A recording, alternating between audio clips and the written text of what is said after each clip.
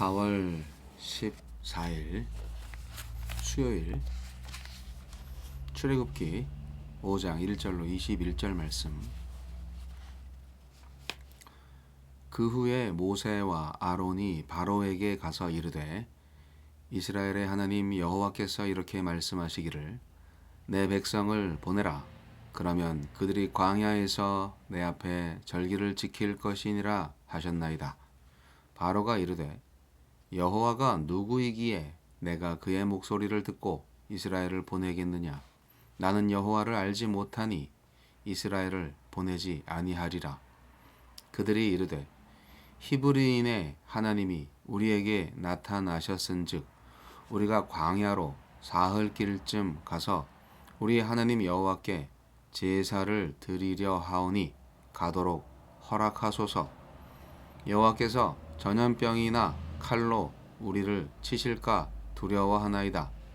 애굽 왕이 그들에게 이르되 모세와 아론아 너희가 어찌하여 백성의 노역을 쉬게 하려느냐. 가서 너희의 노역이나 하라. 바로가 또 이르되 이제 이 땅의 백성이 많아졌거늘 너희가 그들로 노역을 쉬게 하는도다 하고 바로가 그날에 백성의 감독들과 기록원들에게 명령하여 이르되 너희는 백성에게 다시는 벽돌에 쓸 짚을 전과 같이 주지 말고 그들이 가서 스스로 집을 줍게 하라. 또 그들이 전에 만든 벽돌 수효대로 그들에게 만들게 하고 감하지 말라. 그들이 게으름으로 소리질러 이르기를 우리가 가서 우리 하나님께 제사를 드리자 하나니 그 사람들의 노동을 무겁게 함으로 수고롭게 하여 그들로 거짓말을 듣지 않게 하라. 백성의 감독들과 기록원들이 나가서 백성에게 말하여 이르되 바로가 이렇게 말하기를 내가 너희에게 짚을 주지 아니하리니 너희는 짚을 찾을 곳으로 가서 주우라. 그러나 너희 일은 조금도 감하지 아니하리라 하셨느니라. 백성이 애굽 온 땅에 흩어져 곡초 그루터기를 거두어다가 짚을 대신하니 감독들이 그들을 독촉하여 이르되 너희는 짚이 있을 때와 같이 그날의 일을 그날에 마치라 하며 바로의 감독들이 자기들이 세운 바 이스라엘 자손의 기록원들을 때리며 이르되 너희가 어찌하여 어제와 오늘에 만드는 벽돌의 수요를 전과 같이 채우지 아니하였느냐 하니라. 이스라엘 자손의 기록원들이 가서 바로에게 호소하여 이르되 왕은 어찌하여 당신의 종들에게 이같이 하시나이까. 당신의 종들에게 짚을 주지 아니하고 그들이 우리에게 벽돌을 만들라 하나이다. 당신의 종들이 매를 맞사오니 이는 당신의 백성의 죄니이다. 바로가 이르되 너희가 게으르다 게으르다. 그러므로 너희가 이르기를 우리가 가서 여호와께 제사를 드리자 하는도다. 이제 가서 일하라. 짚은 너희에게 주지 않을지라도 벽돌은 너희가 수량대로 바칠지니라. 기록하는 일을 맡은 이스라엘 자손들이 너희가 매일 만드는 벽돌을 조금도 감하지 못하리라 함을 듣고 화가 몸에 미친 줄을 알고 그들이 바로를 떠나 나올 때에 모세와 아론이 길에 서 있는 것을 보고 그들에게 이르되 너희가 우리를 바로의 눈과 그의 신하의 눈에 미운 것이 되게 하고 그들의 손에 칼을 주어 우리를 죽이게 하는도다. 여호와는 너희를 살피시고 판단하시기를 원하노라. 고통을 가중시킨 순종. 이스라엘 자손이 광야에 나가 여호와께 제사할 수 있는 자유를 달라고 요구하자 바로는 거절하였을 뿐 아니라 더 무거운 노역으로 남은 여유마저 앗아갑니다. 하느님은 어떤 분입니까? 하느님은 광야의 하느님이요 자유의 하느님이십니다. 물질적으로만 풍요로울 뿐 불법과 억압이 만연한 애굽에는 계시지 않고 척박하고 결핍이 가득하지만 자유가 살아 숨쉬는 공간인 광야에는 계십니다. 생명을 압제하고 짓누르는 권력자들이 아니라 그들에게 고통당하여 당신께 부르짖는 히브리인의 하나님이 되어주십니다. 자유 없는 생명은 참 생명이 아니기에 하나님은 오직 자유인의 예배만 받으십니다.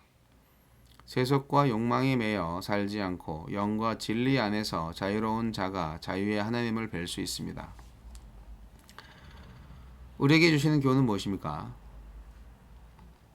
신의 화신으로 신의 대리자로 자처하던 바로는 여호와가 누구간데? 라고 비아냥거립니다.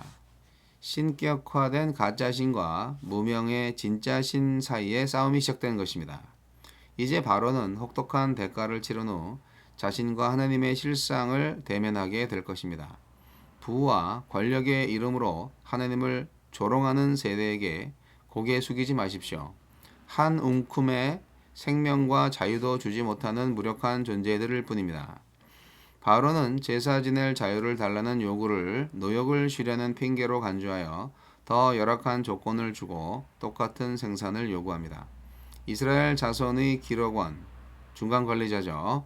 그들을 혹독하게 다룸으로 이스라엘 백성과 모세 사이를 갈라놓고 모세의 신 여호와의 무능을 실감하게 하여 출애굽의 의지를 꺾어 놓으려 합니다. 세상은 우리의 마땅한 권리인 안식 그 자체를 만끽하는 것을 허락하지 않고 오직 노동과 생산을 위한 안식만을 주려고 합니다. 하지만 신앙은 하느님의 선물인 안식의 권리를 단호히 주장하여 누리고 타인의 안식을 위해 부당한 처우에 분노하고 싸워주는 일입니다. 그런 신앙인의 예배만이 주님이 받으실 겁니다. 약자에게 무관심한 채 되뇌이는 사랑과 천국은 공허한 종교적 언어일 뿐입니다. 이스라엘 기록원들은 바로와 싸우는 것이 아니라 모세와 아론과 싸웠습니다. 모세가 믿는 여호와보다 눈앞에 신 바로를 더 의지하기로 한 것입니다. 모세는 바로와 싸우기 전에 이스라엘에게 내재된 불신, 노예근성, 패배주의와 싸워야 했습니다. 주님, 하나님이 조롱당하는 이 시대 끝까지 하나님 편에 서게 하소서. 순종의 길은 고난의 길입니다. 하나님의 뜻에 순종하는 길은 진리이신 하나님의 말씀에 순종하는 것이기 때문에 비진리의 세계에 살고 있는 사람들에게는 반역이죠. 배반이죠. 모세는 절기를 지키기 위해서 3일 여행길을 떠나겠다고 요청하는데요. 바로는 이게 무슨 말인지 아무것도 모르겠죠. 어쨌든 거짓말은 아닐 겁니다만 그래도 그냥 핑계죠. 일단 3일 길을 광야로 가게 한다는 것은 어느 정도 바로와 이집트와 떨어져 있는 지역으로 백성들을 이동시키겠다는 그런 거니까요. 바로는 그걸 허락하지 않죠. 근데 어쨌든 광야에서 나중에 예배를 하게 되긴 합니다. 이스라엘 백성들이. 여기서 우리는 하나님이 광야의 하나님이시구나 하는 것을 볼 수가 있습니다. 광야의 하나님. 네. 하나님은 히브리인의 하나님이십니다. 히브리인의 하나님. 고대 고고학적 발견에 따르면 히브리라는 말과 하비루라는 말이 좀 동의어가 아닌가라고 생각이 드는데, 하비루라는 말이 그 당시 고대 고고학적 문서에 나오는 그런 단어인데, 그 하비루라는 그 말이 그 소외된 자들, 아주 비천한 자들, 그런 사람들을 의미하는 말이라고 합니다. 그래서 하비루와 히브리가 같은 의미를 가지고 있는 거라면 히브리인들은 그야말로 소외된 자, 비천한 자들을 통칭하는 말이기도 하고, 이 당시에 아브라함, 이삭, 야곱의 후손들인 히브리인들을 말하는 것일 수도 있습니다. 여하튼 이들은 노예들이었고요. 바로 왕에게, 이집트에게 노동력을 착취당하는 그런 천민 계급이었습니다.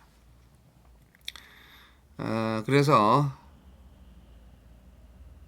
이스라엘의 하나님이 지금 애굽 사회의 가장 밑바닥에 있는 사람들 사이로 온 것입니다. 모세가 그 일을 하는 거죠. 어떻게 보면 뭐 그 예수라는 그 존재의 구약적 상징이라고 볼 수 있습니다.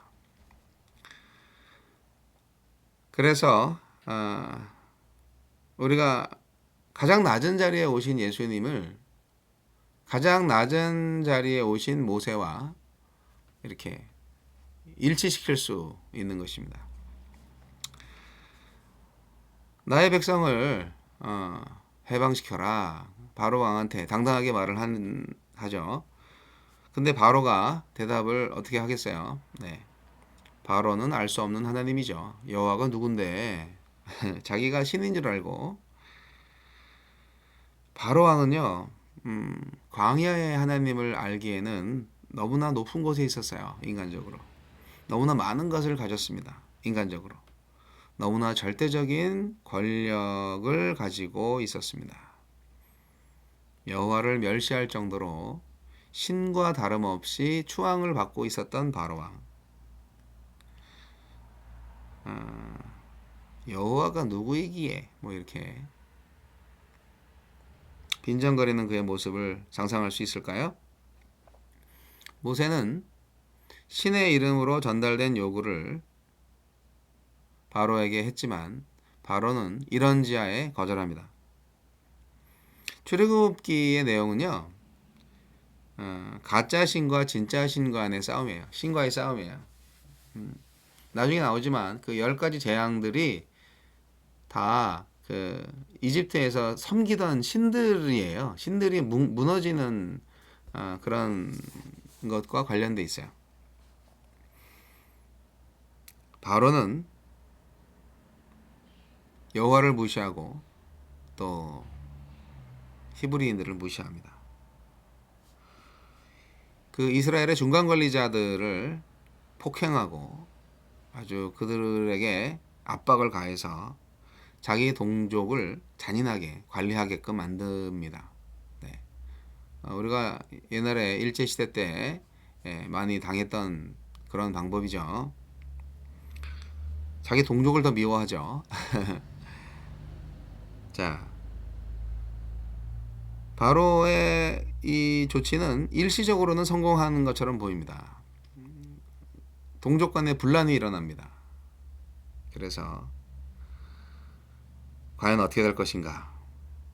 이스라엘 자손의 기록원들, 이 중간 관리자들이 모세의 편에서 바로에게 안식과 해방을 요구하지 않고 옛 질서로의 회복을 요청하고 있는 광경이 참 안타깝고 아이러니합니다. 모세가 믿는 하나님보다 눈앞에 있는 신, 가짜 신, 바로를 더 의지하는, 그리고 눈앞에 안식을 더 원하는 그들의 모습을 볼 때 모세가 싸워야 할 1차적인 대상은 바로가 아니라 이스라엘 백성에게 내재되어 있는 노예 근성이다, 그렇게 볼 수 있습니다. 근데 말은 재밌어요. 되게 고상합니다. 뭐 개정판 성경이 번역을 잘해서 그런지 모르겠지만, 여호와는 너희를 살피시고 판단하시기를 원하노라. 그렇게 중간 관리자들, 기록원들은 모세와 아론한테 그렇게 말하고 있습니다. 사실 이해를 해야 됩니다. 얼마나 힘들었으면. 그렇죠? 근데 그거를 이제 다시 역으로 이해를 시켜야 되는 게 문제인 거예요. 이 우매한 백성들이요, 참 힘들어요. 당장 힘든 거를 생각해요.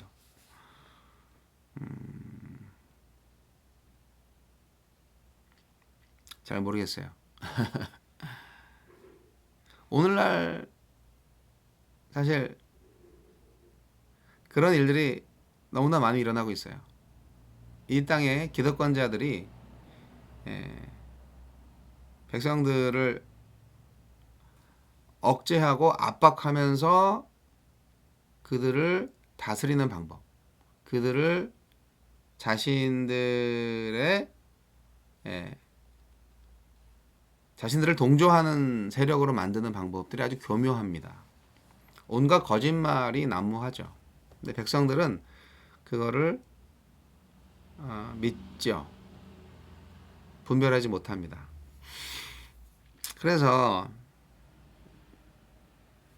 잘 포장된 오랜 세월 동안, 오랜 시간 동안 잘 만들어진 가짜 신, 그러나 유명한 신이죠.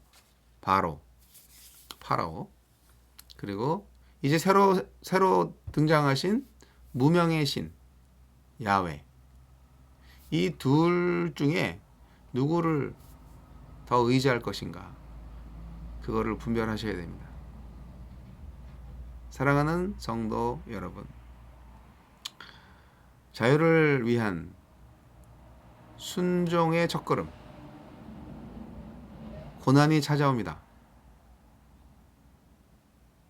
바로 후퇴하시겠습니까? 아니면 전진하시겠습니까? 광야의 하나님을 만나세요. 진정한 자유를 위해서 말입니다. 진리를 알지니 진리가 너희를 자유케 하리라.